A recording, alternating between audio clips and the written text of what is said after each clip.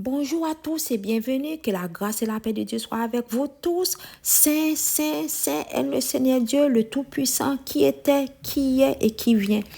Aujourd'hui, on va terminer avec l'histoire Le Fils prodigue. Et c'est la deuxième partie. Si vous n'avez pas vu la première partie hier, je vous encourage à aller la regarder après avoir fini de regarder cette vidéo. Ce fils a voulu changer d'air. Abandonner Dieu, c'est chaque fois s'éloigner de la vie.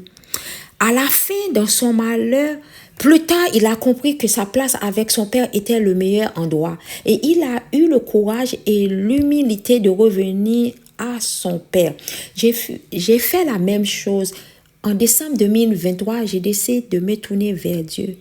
Et je réalise plus tard que j'ai besoin de Dieu dans ma vie.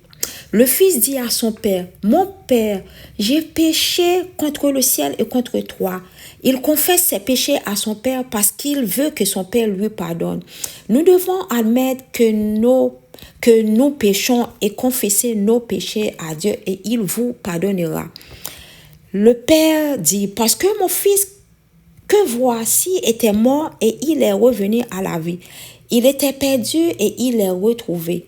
Moi aussi, j'étais un brebis perdu, mais mon bon berger m'a retrouvé. » Le Père prodigue nous rappelle l'amour inconditionnel de Dieu. Bien que nous soyons pécheurs, Dieu a donné son propre Fils pour mourir à notre place, afin que nous soyons pardonnés et que nous passions l'éternité avec lui.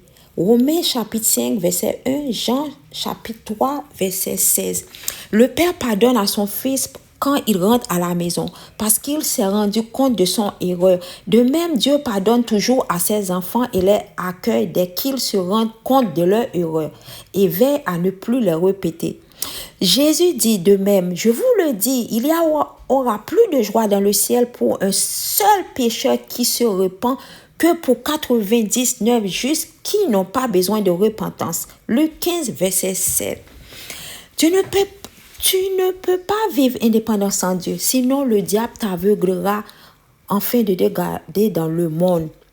Mes frères et sœurs, détachez-vous vers le monde et tournez-vous vers Dieu. Vous qui regardez cette vidéo maintenant, qu'attendez-vous pour donner votre vie à Jésus? Dieu veut que vous trouviez le chemin qui vous ramènera à lui. Et ce chemin, c'est le Sauveur. Jean chapitre 14, verset 6. Merci beaucoup d'avoir participé. Veuillez cliquer sur le bouton partager et je vous verrai dans la prochaine vidéo. À bientôt.